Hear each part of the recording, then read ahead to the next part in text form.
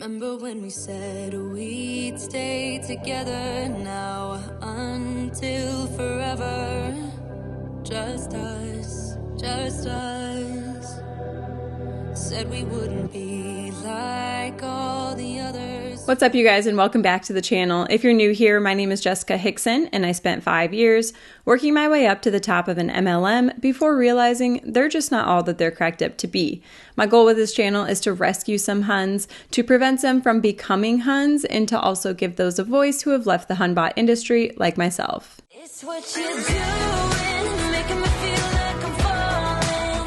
And when you're moving, I can hear my calling. Today's small business shout out goes to May, who hosts a true crime podcast. May's podcast is called Crimes of a Decade, a Texas true crime podcast. So what she does is she focuses each season on a different decade and the crime within that decade. So she's working on season 4 right now, which just so happens to be the 1990s, which works out splendidly because I'm a 90s baby, so I'm super pumped about that. If you guys do love true crime podcasts, I will leave all of May's links in the description below. Today's member shout out goes to Leah Raven. Thank you so much, Leah, for all of your support, and to all of my channel members, thank you guys so much. If you're not a channel member and you would like to become a channel member, there should be a join button down below next to the subscribe button, but I also leave it linked in the description of all of my videos. That's all the shout outs I have for today, so let's go ahead and get on with the video. All right, you guys, I've been wanting to do a deep dive for quite some time now, and truth be told, you guys have been begging for one as well. I really just haven't had the time, you guys. Like,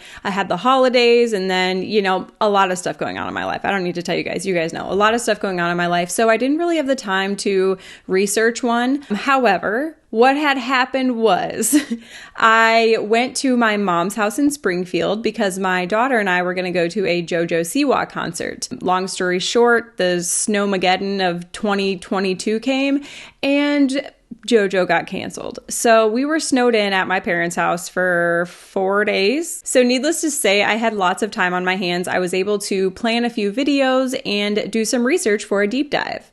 I wasn't sure what company I wanted to cover or anything like that, but it worked out perfect timing because one of you guys actually sent me an email about a company you wanted me to cover who you felt was preying on the exploitation of children, if you will. I knew for sure that I wanted to cover one that was kind of like controversial or something that I definitely didn't agree with 100%, and also one that isn't talked about a lot, maybe like bring light to the ones that are like very dangerous and damaging but aren't talked about enough.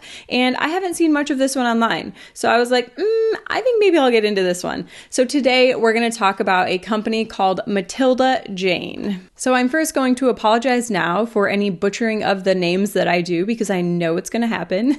But Matilda Jane was founded in 2005 by a lady by the name of Denise DeMarcus, I believe that's how you say it. Denise was a mother of 2 boys and she just enjoyed designing, for some reason, little girls' clothing. So she started a little girls' clothing brand. She started making the items and selling them at craft fairs and such, and then decided that there wasn't enough of her to go around. Her product was so popular, she wanted to really take her business to the next level, so she decided to switch to the MLM business structure. Think LuLaRoe vibes. She unfortunately passed away in 2015 from cancer, and I couldn't find out who took over between 2015 and 2020, but in August of 2020, a woman by the name of Donna Nosei Colaco, who had leadership roles in like White House Black Market, Pier 1, like very high class type retail. And she took over after the original founder passed away. Matilda Jane headquarters was originally located in Fort Wayne, Indiana. They most recently moved to Fort Myers, Florida. However, when you Google the address and whatnot, it still comes up as Fort Wayne, and the Fort Wayne address is like a huge warehouse building clothing. And then the Fort Myers address is just like a smaller office building. So I'm not sure if they like kept the warehouse there and just moved the corporate team down to Fort Myers or what, but they're located between Fort Myers and Fort Wayne, Indiana. I did find that most of their clothing is designed and made in Fort Wayne, Indiana. So I'm going to assume that's why the huge warehouse is located in Fort Wayne, and then Fort Myers maybe is where like the corporate team is. But they also have partners in Asia that also make some of their clothing items. So first, let's dive into the products that they have to offer. Their whole motto thing is to keep girls girly. And I know that's up for debate in today's world. I'm not here to talk about that. However, that's their motto, their words, not mine. So if we take a look at their products really aren't my style. Some people like this type of clothing. It's just not my thing. They do have a few cute things, but lots of colorful patterns and colorful mismatch patterns, lots of frill and stuff like that. And I live in leggings and sweatshirts, so let me be real here. That would be my only style. But I think one thing we can all agree on is the fact that their clothing is extremely overpriced. Like, you would not catch me dead paying $58 for a dress for my 4-year-old. Or let's see here, $46 for just a normal top. $68 for a dress. Like, that's just not my thing. I'm not into name brand things. I'm totally happy with shopping at Walmart if I get a good deal and it's cute. I don't care. But I know some people are into that, so to each their own, but not my thing. You guys know I talked in my last video about how I would never spend $35 on a pair of kids' jeans. I would go to Goodwill or Once Upon a Child or Walmart or whatever to not spend $35 on a pair of jeans because they grow out of it so stinking fast. So I simply can't imagine spending $68 on a dress or $46 on a shirt. It's not me. So obviously they have little girls clothing. If we go back to the top, they also have some women's clothing. Some cute things like this dark blue long sleeve tee I think I could get with, and then this floral top looks really cute and I love her hair and that model is just beautiful. There are a couple things I could get with, but overall still just not my style. I don't have like a cute petite little body, so I feel like a lot of these outfits, such as like this oversized sweatshirt with the little frillies poking out of the bottom, that would look absolutely terrible on me. But again, I cannot imagine spending $68 on a top. Like, no, sorry. $98 on a jacket. No, sorry. $78 on some pajamas. No, I'm sorry. Do you know how many leggings and oversized hoodies I could buy with that much money? So if we go back up to the top, they also offer some baby products. So here we have a baby romper for $42.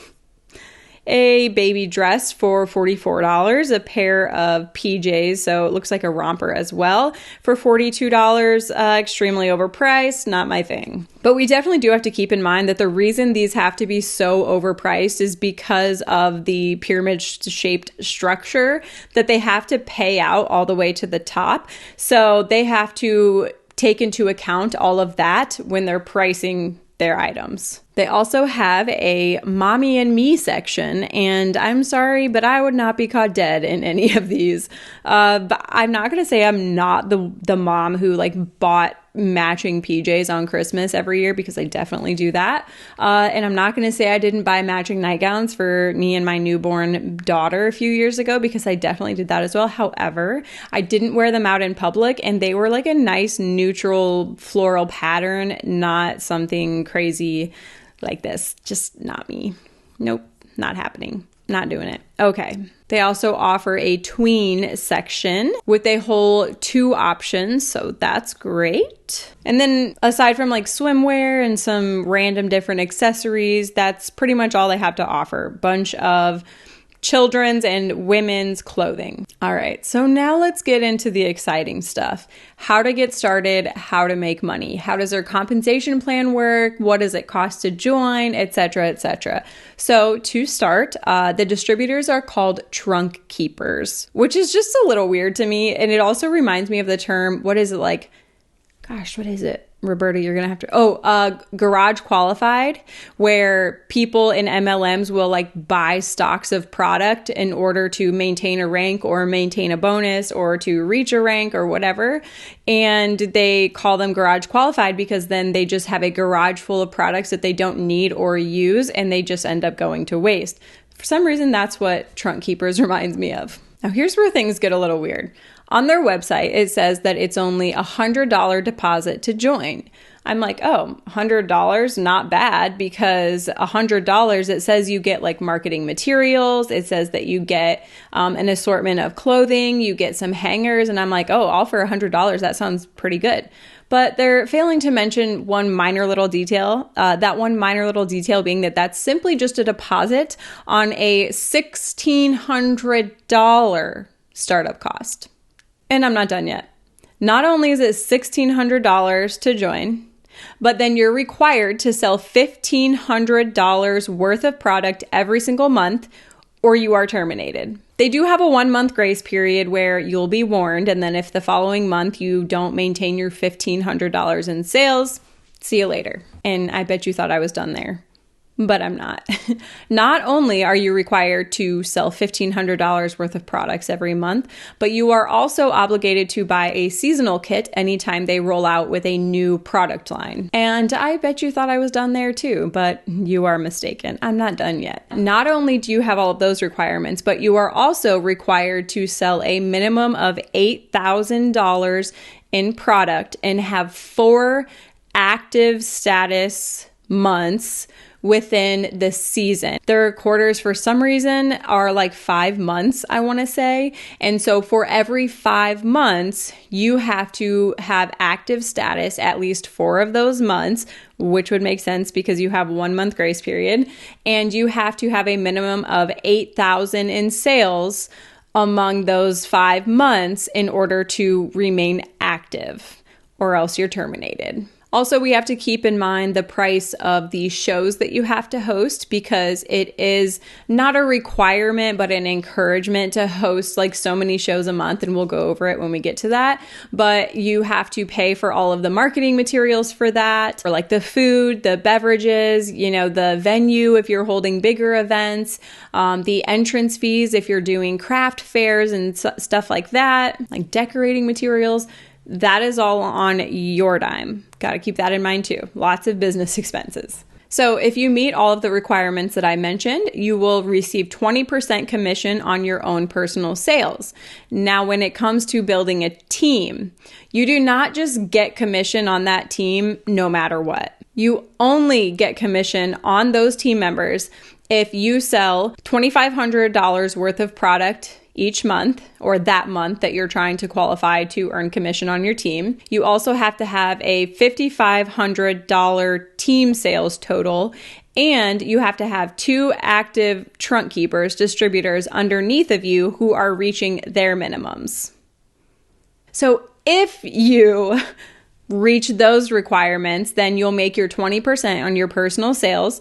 And then based on what level these people are on, you'll make either 3%, 2%, or 1%. So first level is 3%, second level is 2%, third level is 1%. And just to give you an idea of like how absolutely terrible that payout is, you guys know I was with It Works, and It Works distributors did not get paid their worth, in my opinion.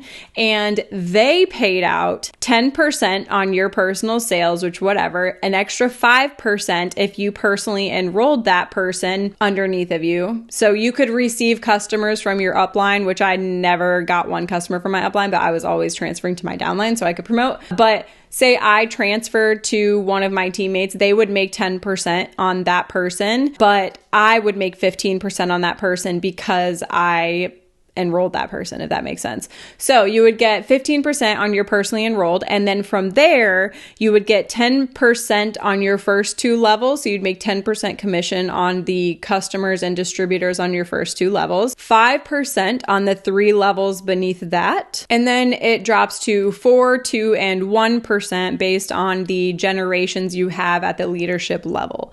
So just based on that, like they're getting paid worse than It Works distributors are getting paid. And the It Works income disclosure statement proves to us that It Works distributors are not getting paid well. So the trunk keepers do have other little like incentives they can go after. One of them being they can complete 12 or more trunk shows within 4 consecutive months during the first 5 of that season. Okay, so they have to complete 12 trunk shows a month, 4 months in a row.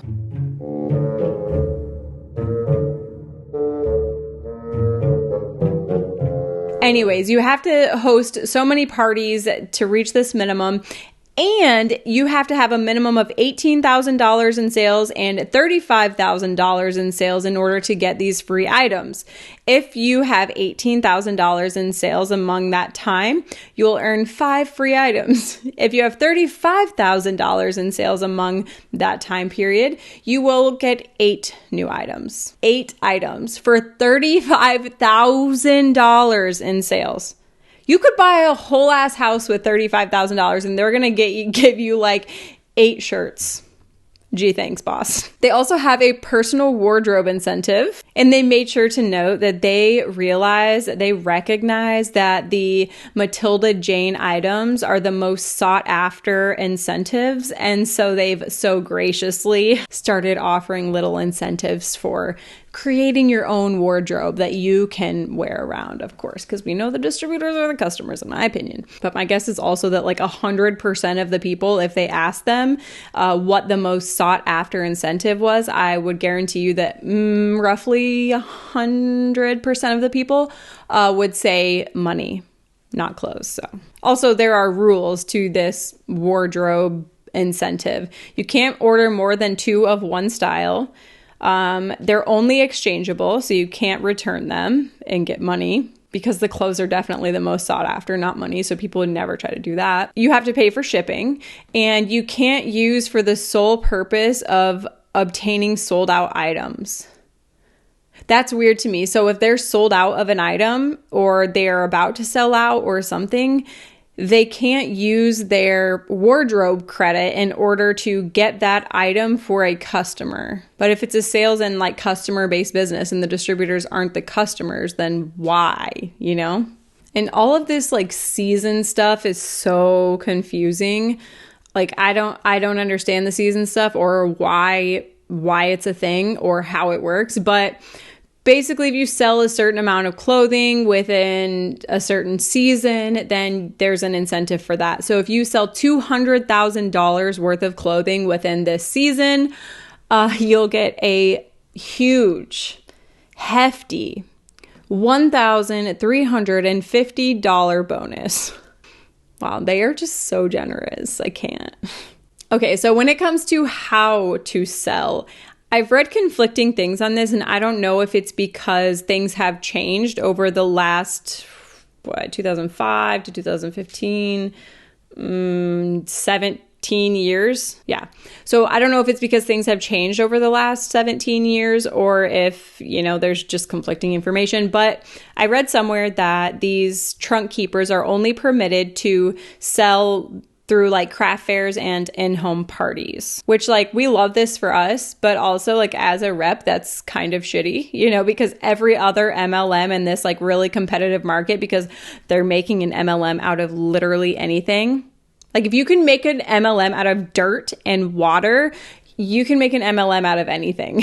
It looks like in some instances, they're encouraged to create Facebook groups that they can like attract people to and make it like a party setting, but that they're not allowed to advertise the clothing or the brand product name on their actual Facebook account, maybe. I don't know. We're going to go through a little packet that one of you guys sent me about how to be successful, which kind of outlines how they want you to do social media, but like not really. And of course, as always, I will link all of my sources in the description below so you guys can kind of like read into it and interpret it how you wish, but that's how I interpreted it. It looks like most people are doing like boutique type pages. And so they create a group and then they make it like Matilda Jane Jessica's Boutique or Jessica's Matilda Jane Boutique or something like that. And so the page is actually like their boutique or their party. And then they post their items for sale in there and people can buy them from there, I think. Okay, so now we're going to go through the success guide that's going to just guide us through how to be successful with Matilda Jane.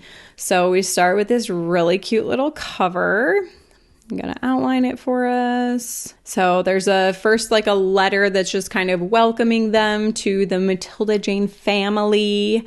It says, the key to working your Matilda Jane boutique business successfully is to keep it simple. But my question is, how the hell do you keep it simple when there's all these talk about seasons, all these minimums you have to reach in order to not be terminated, all of these rules about where and when you can advertise it? You can't use your personal Facebook page. You have to host a shit ton of events. Like, that sounds pretty complicated to me. Okay, so after a couple pages about like the history of the company and whatnot, we get to my why, which we're all familiar with the why. If the why doesn't make you cry, put it in the comments. What comes after that?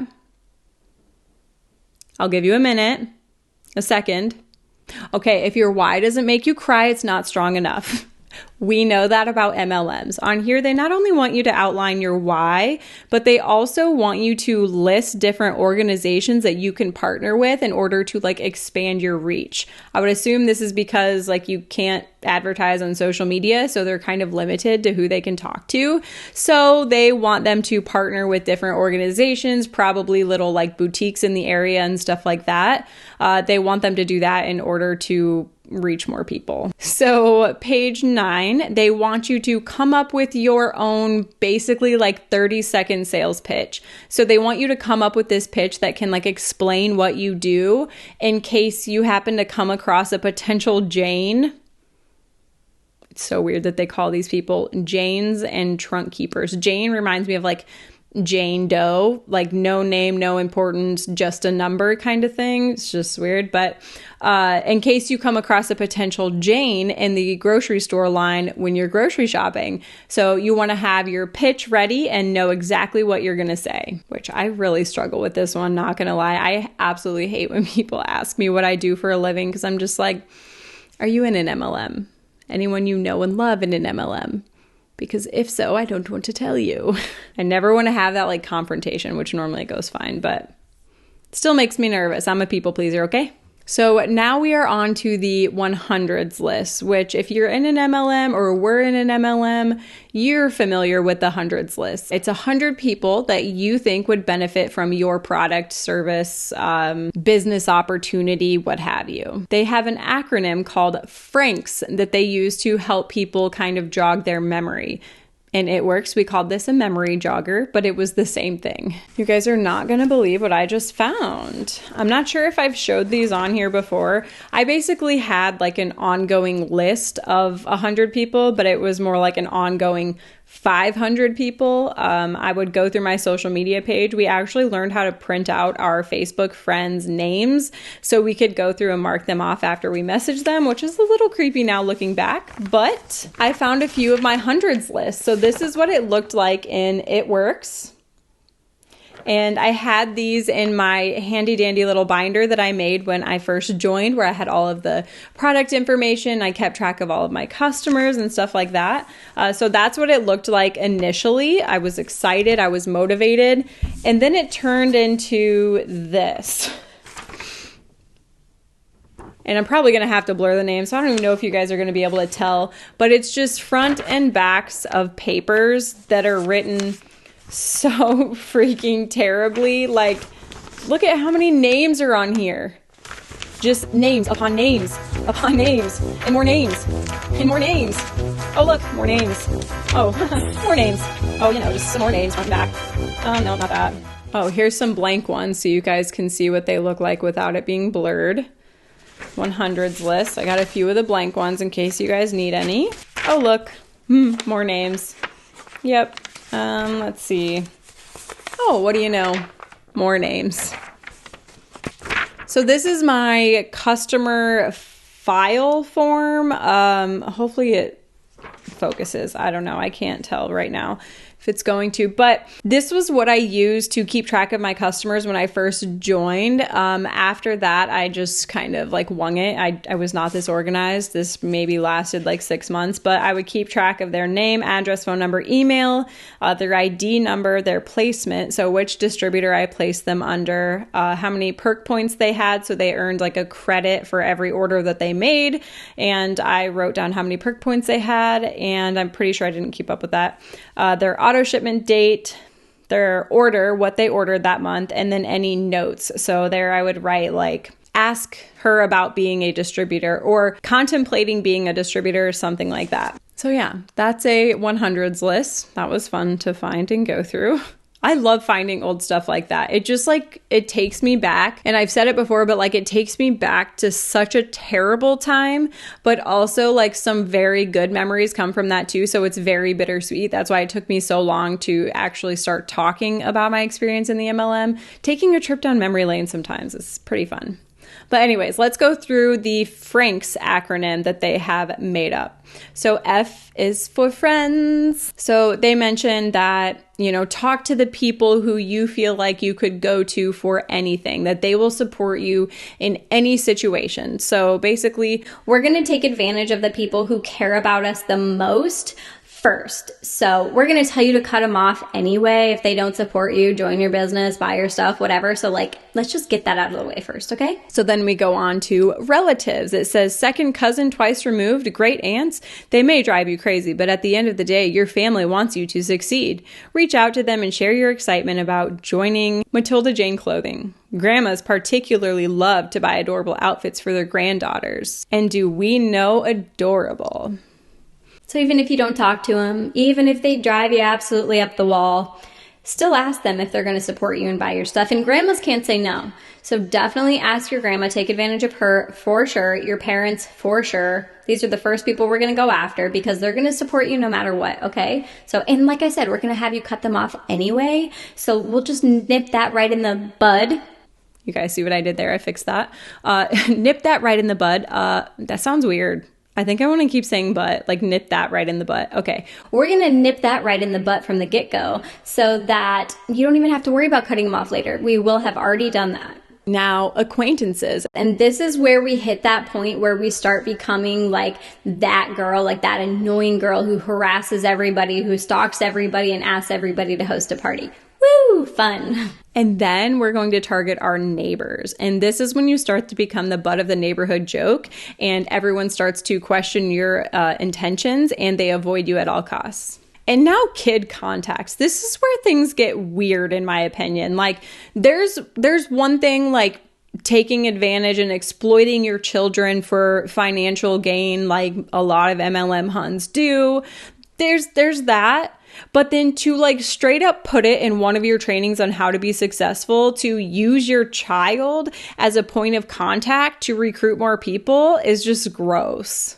And then the last one, social media. And this is mainly just because like we need you to like make sure you check all the boxes, cross all the bases and just be the most annoying, relentless, creepy Hun that everyone avoids. So I think we've got that all covered. Oh, and look, we've even created a little worksheet to help you keep track of them, but you're going to have to print off like 3.5 of them in order to get 100. All right, moving on. Ooh, more expenses. Cool, yay. Oh, fun. Love all these expenses. But I want to point out one little thing on this page that is just a little odd to me. It says initial setup, open a separate checking account for Matilda Jane, which in itself, if you were like an actual business owner, isn't weird to keep track of like your business expenses and whatever. But for them to put it in a training is odd. But let me just read what it says. It says, Matilda Jane collects all check and cash payments on guest orders through direct debit. So it's necessary that you have a separate account. Also, having a dedicated account strictly for Matilda Jane helps you more easily track your profits. Please notify Matilda Jane. I keep wanting to say Mary Jane because it says MJC and for some reason my mind just goes to Mary Jane, but don't know why. Please notify MJC of any changes to your checking account. And then it says Matilda Jane Senior Leader Christy recommends have a buffer in your Matilda Jane checking account. You'll want to have at least $50 to $100 buffer at all times to handle returns or any unexpected expenses. So what I'm getting from this is that you buy the products, they ship you the products, you go host these events, and then your customers pay the company, and then the company pays you your cut at the end of the month or on the 15th or whatever. Which if you're buying the stock, I don't know how like all these other MLMs work. Like, I don't know how LuLaRoe works, if that's how it worked with LuLaRoe too. But in my mind, like when I bought products from It Works, if I wanted to sell them, I sold them for the price that they told us we could sell them for, which is another reason you're not a business owner, because you would be able to make those prices on your own if you were actually a business owner. However, when we sold those like out of our house or at a party or at a craft fair or whatever, we got to keep that money. Like we had spent the money on them already, so the difference is just ours. So it's a little sketchy to me that you have to buy the product and then your customers pay the company and then you just trust that the company is giving, I don't know, it's just weird. Okay, so now we're moving on to trunk shows, which is like a craft fair or like a party.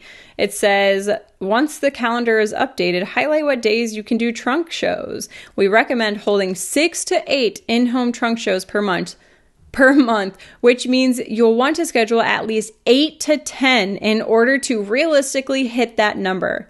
Cancellations happen, so having extra shows on the calendar is best practice.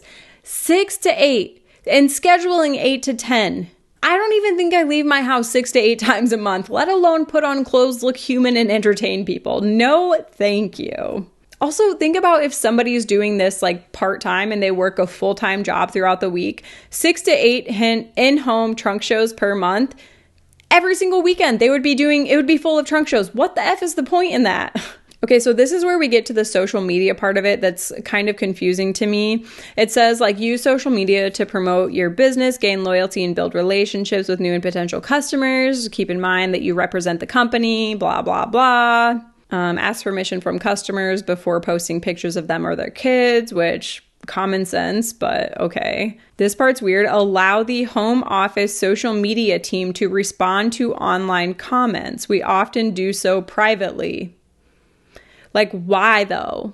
Like, if it's on your page, why can't you respond to those comments? And that's one of the major red flags that you know that a company is an MLM, if they won't respond in the comments, but they will like message you privately. And then it goes to like the do's and don'ts. It says creating a page that includes the term independent trunk keeper for MJC, do. Create a Facebook group page, do. Use profile pictures of yourself or approved images, do. Basically, don't use their corporate pages to recruit people.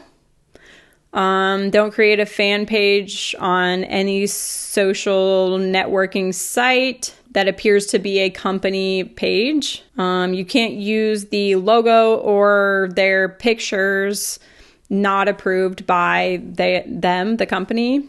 Do not sell on buy-sell trade sites, and don't comment on any of the corporate pages with your link. So it really doesn't say like what you are and aren't allowed to do, but I did read, I think it was like on a Reddit, whatever it's called, subreddit, maybe? I think I did read on there that an old rep or an ex-rep had come forward and said that they weren't allowed to post about it on social media, but I don't really know. Okay, so qualifying show. In order for a Jane to collect benefits from a trunk show, it must first meet the qualifying show requirements. To qualify for our amazing Jane perks, your trunk show must have a minimum of 3 guest orders totaling $300 or more in addition to the Jane's order. Okay, so basically if you host a party and you don't have at least 3 guests there that spend a total of $300, then you don't get any of the perks that you were promised for hosting the party. So basically just incentive to get more people to the party. And then we go down to breaking down what it takes to run your Matilda Jane business. And it says basically to work your business 2 hours a day, 30 minutes doing, like, basically getting customers, 30 minutes coaching someone on how to host a party, 30 minutes on taking care of your customers, and 30 minutes on recruiting. So what I'm gathering, because it says like on here, call a customer that's ordered from you consistently in the past, talk to her about the benefits of becoming a Jane. So a trunk keeper and a Jane, from my understanding, are two different things. So I guess a trunk keeper is an actual distributor who gets paid on their downline and their customer orders. But a Jane, I think, is someone who just signs up to host a party and gets the benefits, from what I understand. And then the recruiting one is funny to me because it says, since you're new, you'll focus a majority of your time in this segment looking for potential new trunk keepers. So they're just acknowledging the fact that the only way to be successful is to focus this time in building your team and recruiting more people so you can get paid more. Okay, so then moving on to the actual trunk show and how that's supposed to go. They're basically saying, like, keep it simple because one of the goals of your trunk shows is to get more people to host parties or host trunk shows, so more Janes, if you will. And so you don't want to make something super extravagant and crazy and complicated, because then they're going to think that they can't do it and that it takes too much time and that they won't be good at it because they don't have the skills to make it extravagant.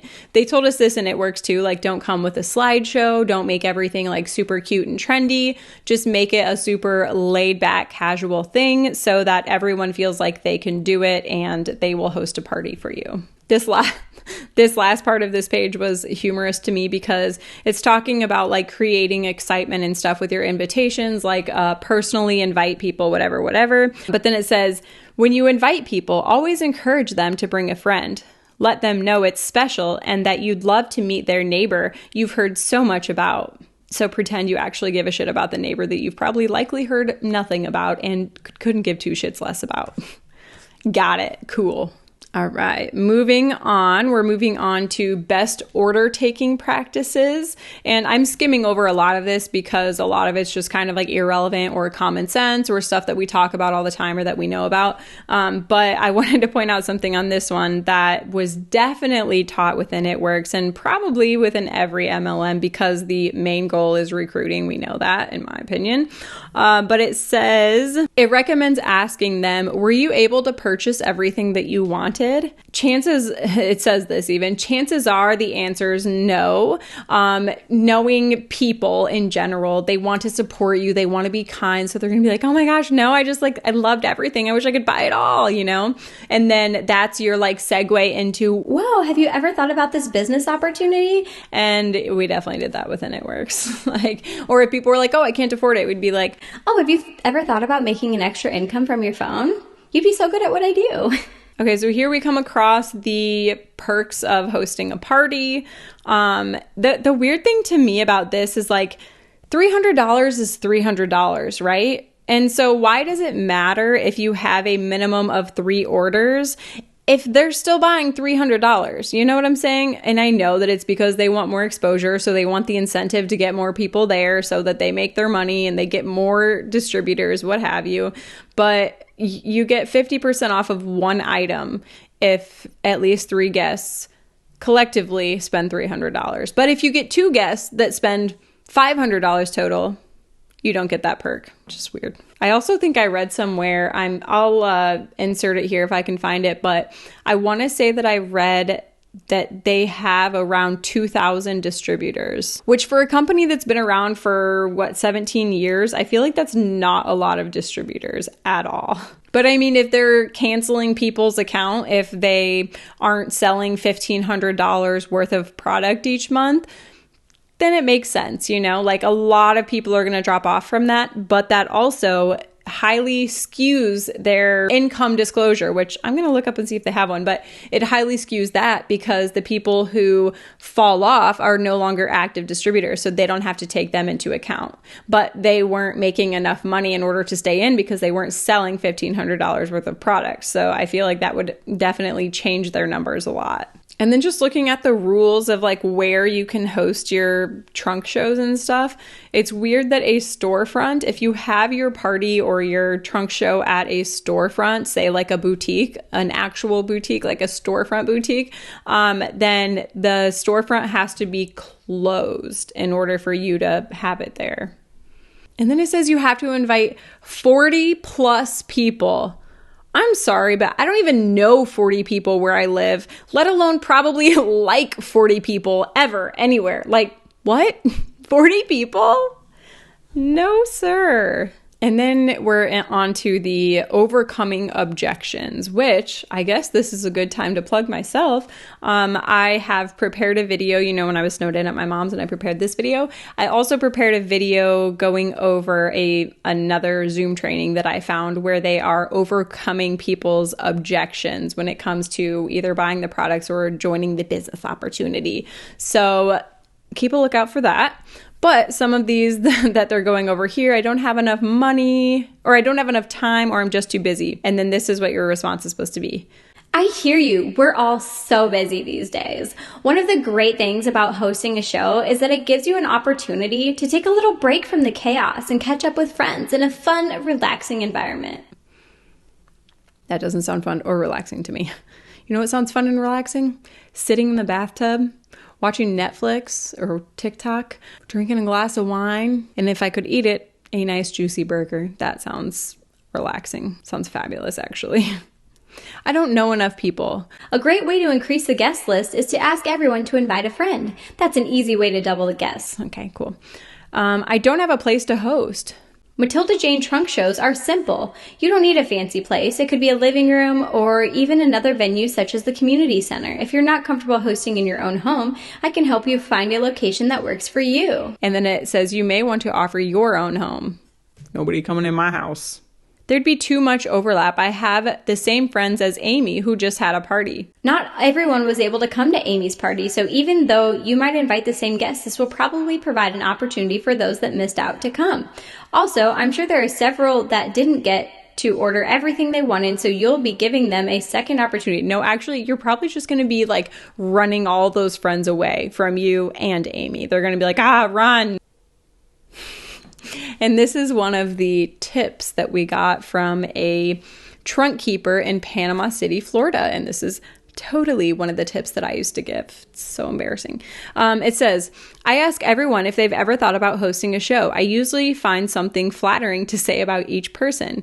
Oh, you'd make a great Jane. I feel like don't say Jane. Just be like, oh, you'd be so good at this. Like, I'd be like, what the fuck is a Jane? Why'd you just call me Jane? That's not my name.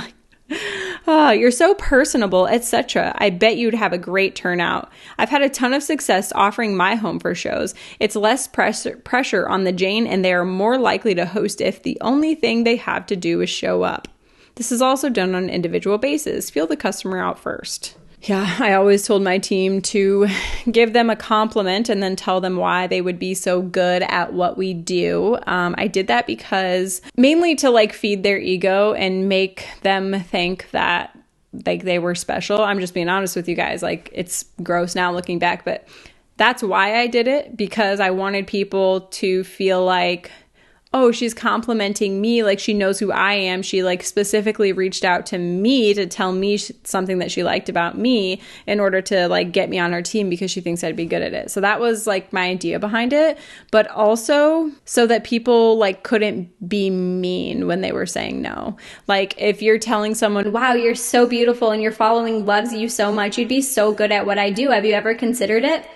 wow, that was too natural. That feels like yesterday I was just sending that mass message. Then how can they like be mean, you know? Like, how are they going to come back with, no, leave me alone, you effing creep? They really can't, because you were nice to them, right? Actually, they can, but they never did to me.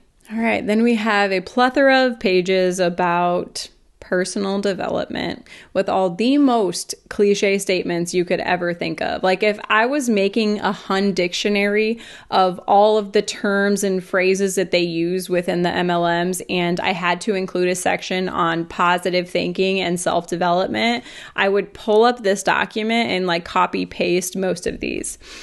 Beliefs are our perception of what is true. This perception is something you can control, determined by your self-talk. Other things you can control: attitude, outward sign of your beliefs, action, effort you put forth. Things you cannot control: response, how others respond to you, results, your success and outcome. When things you can control are positive, the things you cannot control are most often positive as well. On Matilda Jane, we choose to focus on the things that we can control and practice positive thinking and respect for others. Kumbaya. No, positive thinking is not kumbaya, is it? It's namaste, right? Either way, I don't believe in the manifestation. Self-talk. Self-talk is your inner voice that can build us or break us. Think about the things you're currently saying to yourself. Are they positive, healthy things that encourage and motivate you, or is there room for improvement? This is very culty. It says, let's see. If you don't believe this about yourself, write this statement down and put it on your desk or bathroom mirror. Read it every day until your beliefs line up with this statement.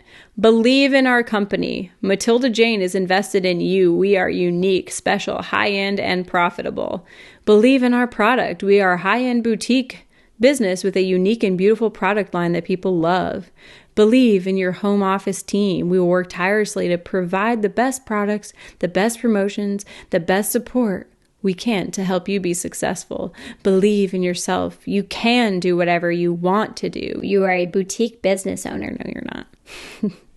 The next part says, see yourself as an entrepreneur, but you're not. So there's that. People are so annoying. 10 steps to success. Set goals, make lists, have enthusiasm, ask, expect, know, schedule time wisely, be positive. Notice be positive is the longest description there. Success is 90% attitude and 10% aptitude. A dedicated office area. Get involved. Handle money smartly. They really want you to make a separate, it's particularly important for small business owners to become efficient money managers. Having a separate Mary Jane, I don't know why I keep wanting to say that. Matilda Jane checking account will help you track your income. Pay attention to your sales, expenses, and profits. This is a long-term business. If managed correctly, you could become very successful. They really have a focus on making a separate account. I'm curious why. If any of you guys know, leave it in the comments below. Okay, so there's a few more pages of like personal development, and then it kind of gives you the official breakdown of the compensation plan. Remind me to see if there's an income disclosure statement, because I'm very curious about that. But I'm going to end that part there. And you guys know I like to touch on the vibe of the company, because a lot of companies just have different vibes. Like, for instance, the vibe of Monat happens to be young, beautiful, long, luscious extensions that they're wearing. Very good on social media, highly edited photos, Facetuned, that kind of thing. And then there's like Melaleuca that's focused on like natural living and their shop club and whatever. There's always a vibe of a company. I think the vibe of this company has like LuLaRoe vibes, like Tupperware vibes, maybe some Mary Kay vibes, very party focused. But my main issue with this company is the way in which they exploit children. And I know a lot of MLMs do this, but since this company is based around children, I think that they feel like it's okay and that it's normal, but it's not. Not only are they teaching people to use their children as a contact point that we learned in the success training a little bit ago, but I also found this video on their website. And well, let's just watch the video. Hopefully there's no like copyright sounds or anything in it, but let's just watch the video and you tell me if you think that this little girl's little spiel was scripted or if you think that she said this like at her own free will. They talk like this clothing is just so magical. Like the sisterhood of the traveling pants is just like, you put them on and you just feel awake and like just beautiful and amazing, you know? Yeah, no.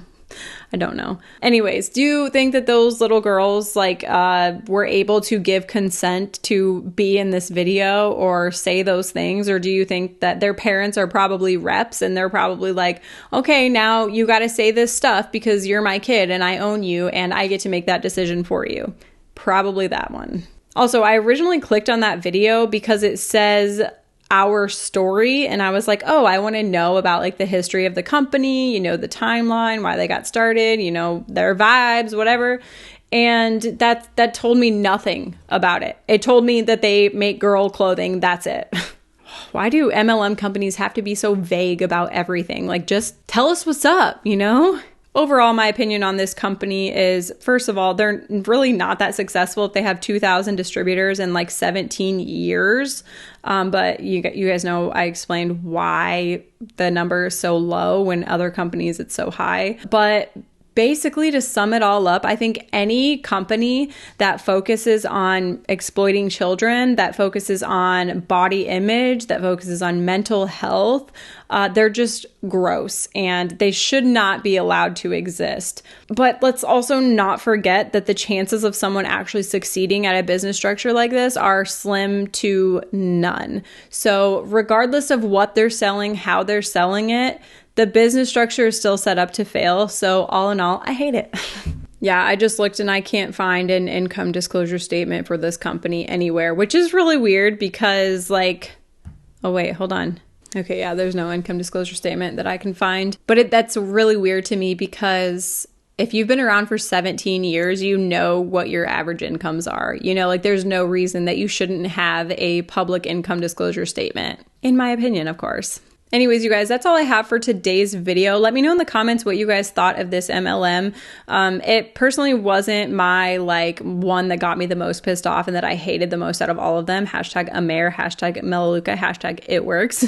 However, it was a little gross to see people exploiting their kids so much and like reeling people in with the cuteness of their kids. You know what I'm saying? And I hate when MLM people do that anyway. And I definitely did too. So, but if you guys did enjoy this video, be sure to give it a big thumbs up, hit the subscribe button and turn on the post notification bell if you'd like to be notified every time that I post. If you have recently left an MLM and you're looking for a community of people to support you in your post MLM journey, you should join my Facebook group called The Light at the End of the Pyramid. And if you'd like to, you can follow me on all social media platforms at the Jessica Hickson. Thank you guys so much for watching. I'll see you in my next video. Bye. Moving slow.